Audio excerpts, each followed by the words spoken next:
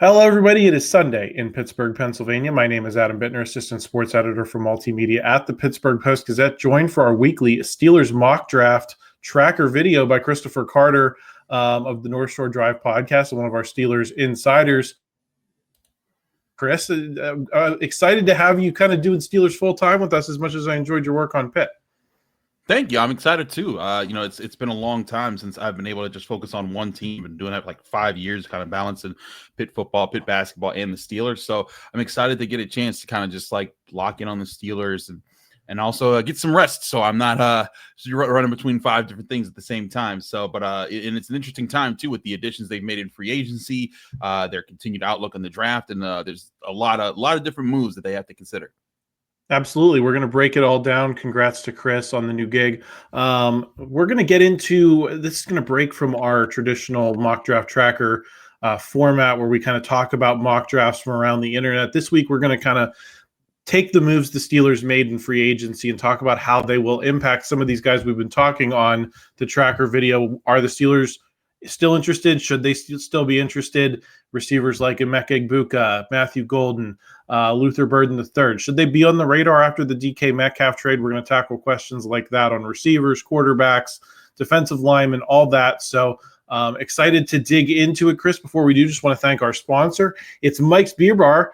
Meet us at Mike's Beer Bar in the North Shore for the ultimate sports experience. With over 20 TVs, you won't miss any of the action. Pirates games, Riverhounds, and Premier League matches, college and pro football, hockey, and every major sporting event. Plus, don't miss the Post-Gazette's NFL Draft live stream happening Thursday, April 24th, and Friday, April 25th, live from Mike's Beer Bar. Enjoy 300 local beers, 80 local taps, and incredible food like their famous steak on a stone.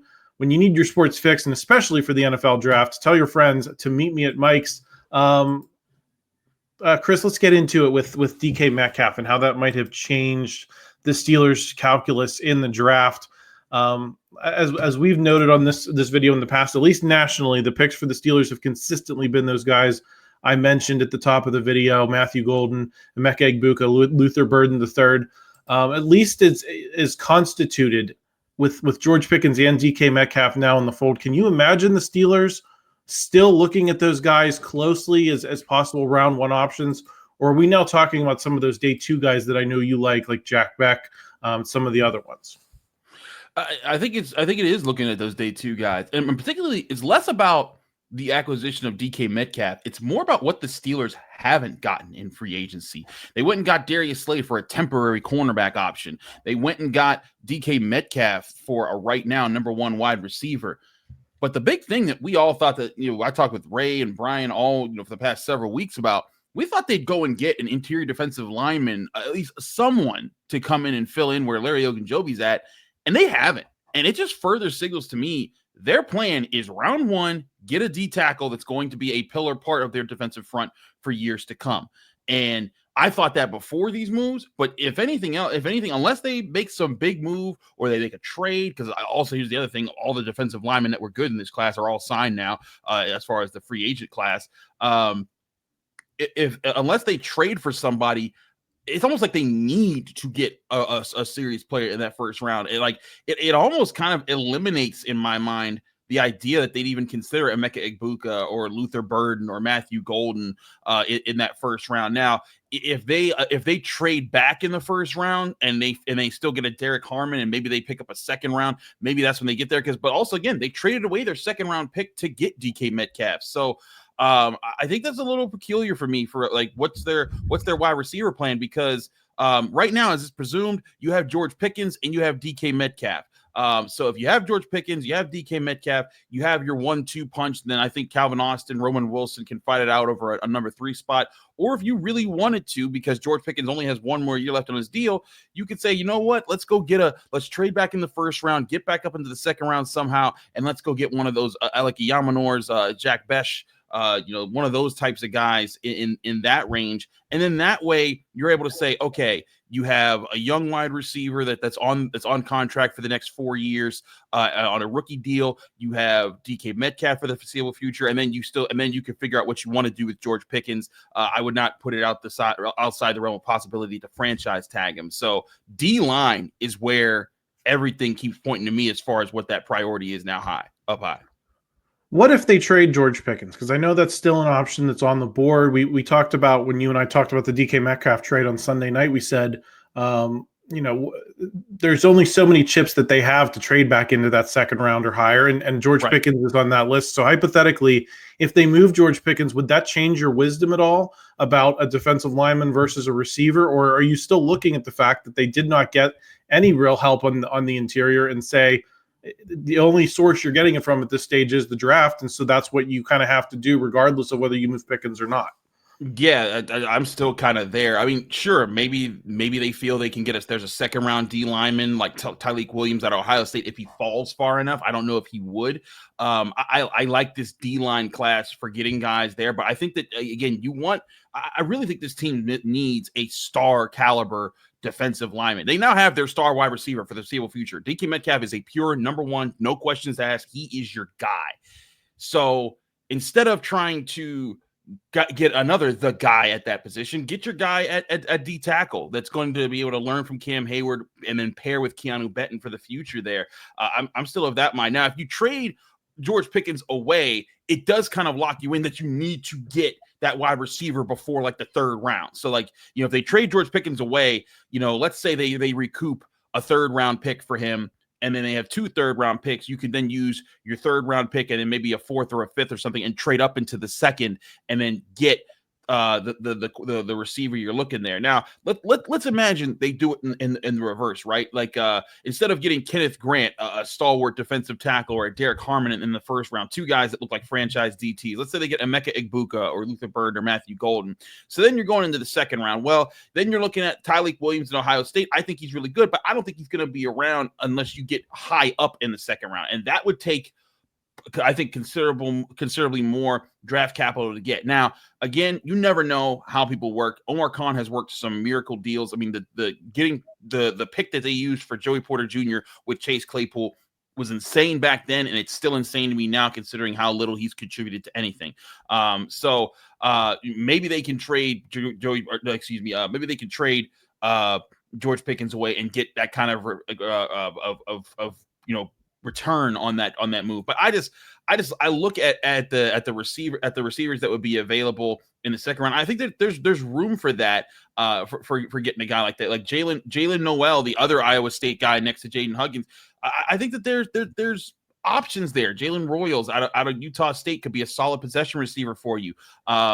Because again, you're not necessarily looking for the future number one guy. It'd be nice to have 2 number one guys if you could, but yeah, I think the better fit for what you're looking for there is getting that guy. Now, you could get solid role player defensive linemen later, like Aeneas Peebles. I think is a really good 3rd or 4th round guy. Same for JJ Pegues out of Ole Miss. But again, I just think the fit for what the Steelers are trying to do makes a lot of sense for D tackle in the first round, and then in day 2, then you go get your wide receiver if that's what you really want to do to replenish your room there. I want to talk about the need at defensive line now that it's kind of narrowed a little bit in terms of you haven't added anyone from the outside. So what do the Steelers really need in terms of skill set? Michael Mittelhar-Schwartz of USA Today mocked Derrick Harmon of Oregon to the Steelers this week. And it was one of the few first-round picks for a D tackle I've seen outside Pittsburgh and outside, our little Post-Gazette universe here. But one thing I did not know about Derrick Harmon, Chris, was that he led all of college football in pressures for interior defensive linemen. PFF had him at 55. That was very impressive. Something I talked about with Ray on this show last week was that the Steelers, part of why TJ Watt and Alex Highsmith maybe didn't have the production people were hoping for, especially late in the season, is that the Steelers weren't getting that interior push and weren't having those guys that put pressure on offensive lines, at times, and that kind of allowed them to focus more on TJ Watt and Alex Highsmith. So how do you balance the need to maybe get a run stuffing type of guy in the middle of that defensive line with maybe generating more pressure from that spot as well? Is it one or the other in your mind? Is it you need both, and that's why we've been talking about maybe them double dipping at defensive line? How do you assess the situation for this group now? Well, I think there's a chance to get both if you get him in the first round. I think that there's guys like Derrick Harmon who could be a double, who could be that dual opportunity. That's what Cam Hayward is. Cam Hayward stuffs the run and rushes the quarterback. He does both very well. That's what I think Derrick Harmon could be. I think Kenneth Grant could be. I also wonder if Darius Alexander from Toledo could be a guy like that. But I think that's why I keep pushing the first round, the Steelers going there in the first round, because if you get a guy like that, and you're right, Derrick Harmon, really good pass rusher. And when we talked to him at the combine, he highlighted how he studies Cam Hayward and Chris Jones specifically for their types of moves, how they attack offensive linemen's wrists when the punches come at them, how they counter them, the moves that he uses, and the things he's able to do with his quickness and his size.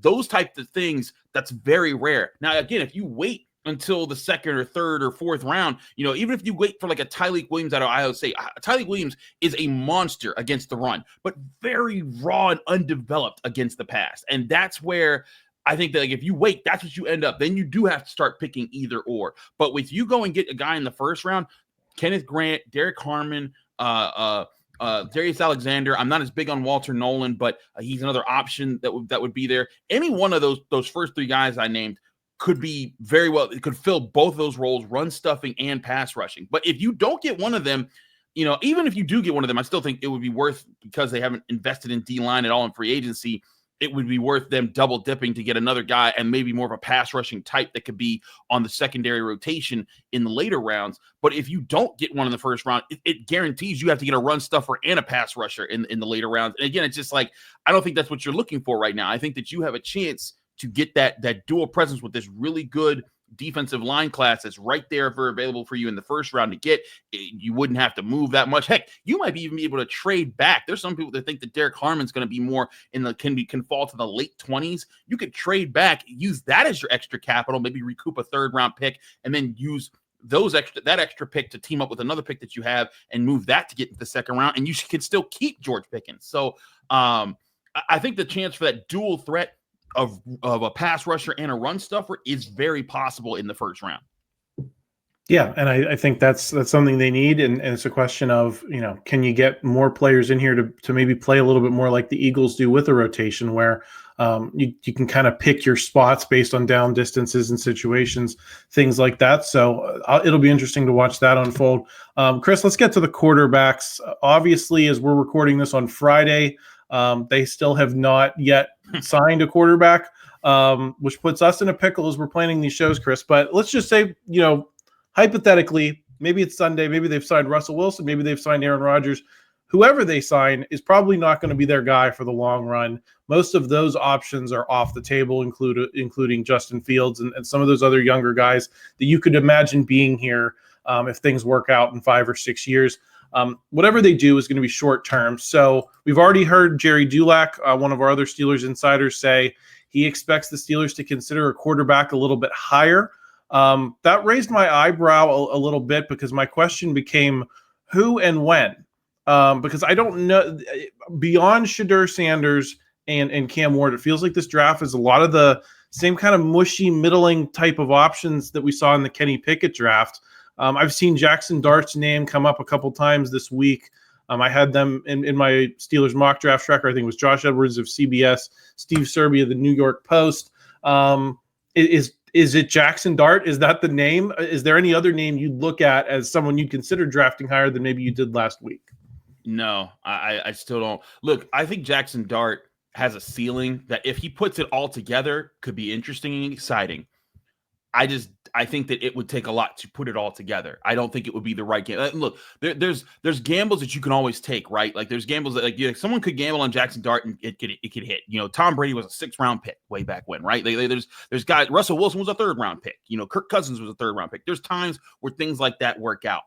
I just don't think that he's the caliber that has the natural, hey, everything's there and there's a very high floor and a high ceiling, which is what usually makes you a 1st round pick. I think Cam Ward has a high floor and a high ceiling. Like if Cam Ward somehow fell to the 20s, then or fell into the teens, that's when I'd be like, okay, guys, scrap all that. I actually want to take a shot at that guy, but that's not happening. He's going to be 1st overall, 2nd overall. He's top 5 easy. That's just not the time for that. Shedeur Sanders, I like some of the things Shedeur does. I'm just not sure how he translates to the NFL. And with that, I think it would be a little too aggressive if the Steelers chased after him there. I'm not a Jalen Milroe guy. I like Will Howard, but in the 3rd or the 4th round, honestly, that's where I would take Jaxson Dart. But a lot of people keep mocking him to the 1st or the 2nd, and I'm just like, absolutely not if I'm the Steelers.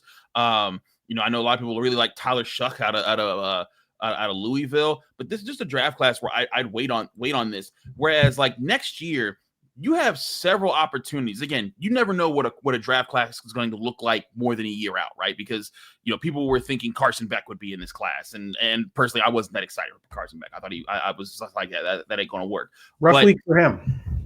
Yeah, exactly. Oh, man, boy, how many cars does he need to get stolen? But when I look at the potential of next year's class, everyone looks at Arch Manning as like the obvious thing because he's the Manning bloodline. But I really like the idea of if you get a Nico Iamaleava, I definitely butchered that kid's name, but the kid from Tennessee, he's 6'5", runs really well, plays like Jalen Hurts, but also has a cannon of an arm, can put it on a dime in tight coverages, shows really good progressions. I really like Lenore Sellers. If you're a Drew Aller person, I'm not a Aller person, but if you really like him, he's there. There's Garrett Nussmeier out of LSU. I kind of like Cade Klubnik. I want to see how he does for Clemson this upcoming year. But there's a list of guys that I think that if you put any one of those names, they would jump above almost everyone in this class except like Cam Ward. Because I think Cam Ward's a legit first-round quarterback, and I think he's the one guy that if the Steelers were in the position to get him and he fell that far, I would consider it because I think he has those skills. But there's at least 3-4 guys that maybe even 5 guys next year that I think could legit be options to be quarterbacks. You don't need to risk it this year. Build your roster. This isn't the year to go reaching for quarterback. Build your roster up with the strong parts of this class. Get your D tackle, get a receiver, get a running back, maybe get some D tackle depth, get some O-line depth. There's plenty of options for that this year. And then next year can be the year that you're aggressive because look at all the comp picks that they look like they're amassing right now with Najee Harris's contract, Dan Moore's contract, Dante Jackson's contract, Justin Fields' contract. All these guys, they've let go into free agency, and they have not signed other teams' free agent, let go, guys were let go into free agency, like Darius Slay cut, DK Metcalf traded for. Even if they signed Aaron Rodgers is cut by the Jets. None of that would count against their compensatory pick formula. And next year, that would give them several comp picks, like maybe even 3 to 4 comp picks, maybe a couple of them 3rd and 4th round comp picks with some of the money that's been signed for these guys. So, I look at that. I'm not a compensatory pick formula guru. Don't put me in that category. I'm just saying that based off of what I understand how that could work, that could be something that they use next year to trade up and get the quarterback. So don't spoil that opportunity by reaching too early this year for a guy that you're not even going to want to use because next year you're going to be trading up to get that guy anyways. Or what I think, Chris, is a name like Drew Aller is probably a good example of what I'm talking about, of someone who I look at and say he's probably a 2nd round pick, and like somebody you feel confident picking in the 2nd round next year. I don't know how many of those guys in this class I feel that same way about. And that is, when you're getting a guy in the 2nd round, he's flawed in some way, right? He's not that high floor, high ceiling, but you have a guy that could turn into a potential star if put in the right situation. I just look at what the Steelers have in this draft, no 2nd round pick, and who's available, and say there's really no one that matches until I think you said Will Howard in the 3rd or 4th. I'd say 4th is probably where I'd want to get him, and if I could, that would probably be the pick. But that's still the only guy I'm really looking at, regardless of what they did in free agency this week. Let's talk about running back a little bit. They added Kenneth Gainwell to the mix. He's never really been the guy in Philly. He's been a guy, and he's been decent at times, but I don't think anyone's looking at him as the franchise running back at this point. So how does that influence how they are going to approach running back in your mind? Are they going to look at some of these bigger names in the draft like Hampton, Genty, Judkins as guys who could carry the backfield? Or are you looking more, as when I talked to Ray last week, he was talking, there's going to be guys available in the 5th, 6th round that are pretty good that you could kind of add to a committee and see what sticks? I think it's just about value. I think that if you're getting Hampton or Genty, you're passing up on that D tackle class, and I think that that's just not what they want to do this year. But if you were to get a Judkins or a Dylan Sampson or a Caleb Johnson, that probably is a second or a high third. Like you're probably trading up from the third round to get a chance to get at one of those guys. And if you do that, that guy's going to be the foreseeable, running back. That he's going to sit behind Jaylen Warren for a little bit, but eventually he's going to take over that number one job from Jaylen Warren. But that's why I think that, like, when I talk to Ray, I agree with him. The move might be waiting until the third or the fourth round to get the guy, because like there's so many running backs that I think are starter capable in this draft class. Like after G&T and Scatterbo and Hampton and Judkins and those guys like that, you can get all the way down to maybe the fourth round and get a Jadon Blue out of Texas. And I think that he would be a viable option. I love Damian Martinez out of Miami. His tape looks awesome. He runs hard, good. He tested well. I like his vision, everything he pieces there. If you get Damian Martinez in the fourth round, and he becomes your number two behind Jaylen Warren, and then maybe he becomes your number one, then that's the perfect value, I think, for what they're trying to look at running back. I think that this is a time when the team, they've invested in their O-line, but they have to figure out some other things as well. If this was 2 years from now, and this year they fortify the defensive front, they get their wide receiver. Next year, they get their quarterback. I could see 2 years from now them thinking like, all right, if an Ashton Jeanty type was coming through the first round, that would be a different story, because then like, hey, you got quarterback, you got both lines solidified. Maybe you don't have a gaping need somewhere. That's where you could go get one of those first round running backs this time around. So that I think that's the time to get it. But right now, I think that it would behoove the Steelers if they waited past that early rush of the day one and early day two picks at running back. And like, if they feel like, they really want a running back in the third round and that guys aren't going to fall to them in the fourth, I understand that. Take your shot at a guy. But for me, the sweet spot in this class, I think, could be fourth round, either Jadon Blue, Brashard Smith out of SMU intrigues me. I saw him play against Pitt, and he's a very good athlete and a former receiver that you could throw in there. Jarquez Hunter out of Auburn's another one. I said Damian Martinez. So there's a lot of options that I think would be good fits that could be at least backups and potentially starters at running back. Yeah, one thing Ray brings up with regard to looking at the Eagles model is that they looked at running back as kind of the finishing piece, and I don't think you're in a finishing piece situation with this team right now. But you are in a position where you still have a need, and you have guys that you can feel like decent about, but not wonderful about. And so this is an opportunity in this class to take a guy and survey the scene with what you have and have a deep running back room and see how that works until you get to a point with the rest of the roster that you can kind of finish things off. Chris, let's talk about the cornerbacks. They added Darius Slay, Brandon Eccles this week to a room that already had Joey Porter Jr., Corey Trice, Beanie Bishop. Is that room too crowded now to really consider a significant add at the cornerback spot, or do you not see the quality there that's going to dissuade you from taking a corner that you feel good about? I would still be considering corner, because I think there's some really good cornerbacks in this draft class that you could add and could be like the challenger to either say, if Joey Porter Jr. does not mature into the pure CB1 definite guy, by the end of this season, that you have another option in the pipeline. If Corey Trice isn't able to stay healthy, you have another option in the pipeline. I still think that that's something that they should and probably will consider in this draft class. Now, I'm not so sure that they get that guy in the first round, unless like Will Johnson falls to them, and then I think that maybe they would be like, I don't know, maybe we do consider passing up on D tackle and we get the cornerback of our dreams, and then hopefully you have a 1-2 nightmare. But they paid Darius Slay $10 million for him to start, so like that's where I have to think they're gonna pass on getting a starting caliber cornerback in the first round this year. But if one falls in the third round, like if Darian Porter somehow falls that far, or Azariah Thomas or Benjamin Morrison, I could see that being a move where you'd be like, hey, you know what? Like,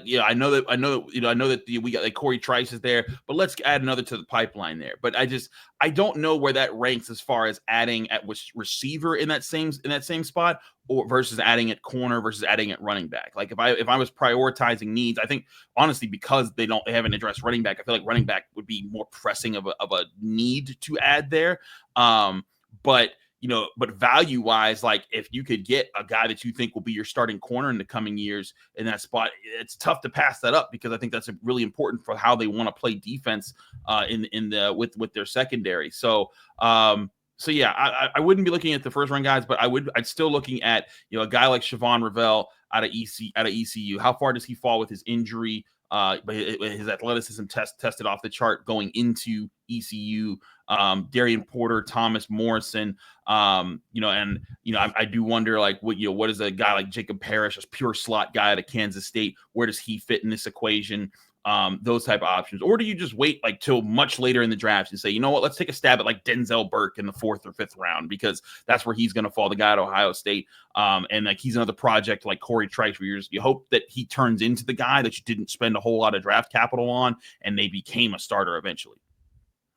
Yeah. Denzel Burke is a name that, got a lot of run on a very good team. So certainly something to consider. Chris, anything catching your eye either in mock drafts this week, some of the early ones here after free agency, or in any of the film study you've been doing?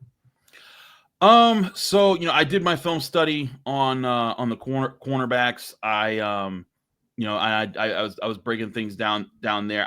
I'm intrigued by more and more some of the guys in this draft class that I think could be part of the answer if they're I really like Darian Porter. I really like what he brings to the table. I think the biggest thing is there are some interesting options as man press cornerbacks in this draft class. And whereas like Darius Slay, he's more of a, let me back off. Let me play anticipatory coverage because I can read your hips and I can take things away if you give me like a second to process what you're doing. He's a very smart cornerback. He studies his opponents well. He knows what his opponents like to do. And that's why he had 16 pass breakups last year.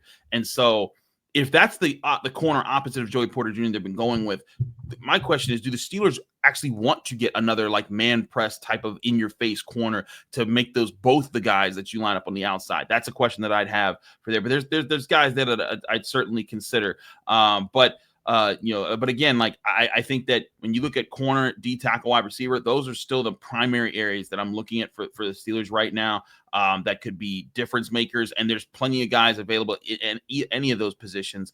It's just going to be about getting the ones that you think translate well to the style of ball that you want to play. Yeah, and the style of ball that they want to play is often, they've been leaning more and more into the man. So, maybe that is something that they are going to value a little bit as we get into the draft. Chris, thanks for joining me this week. It's been a week. It has been a week. And we're going to be getting back into it with more and more with the draft stuff now that we have free agency behind us, or at least mostly behind us as we're talking about this. So if you haven't already, please subscribe to the channel. We'll have Chris, you're going to have the North Shore Drive Monday, Wednesday, Friday this week. I'll be back Thursday with Jason Mackey. So a lot more content coming your way. Please like this video if you enjoyed it. Help us out in the YouTube algorithm. And we'll be back talking a little bit more of the mock drafts themselves next week.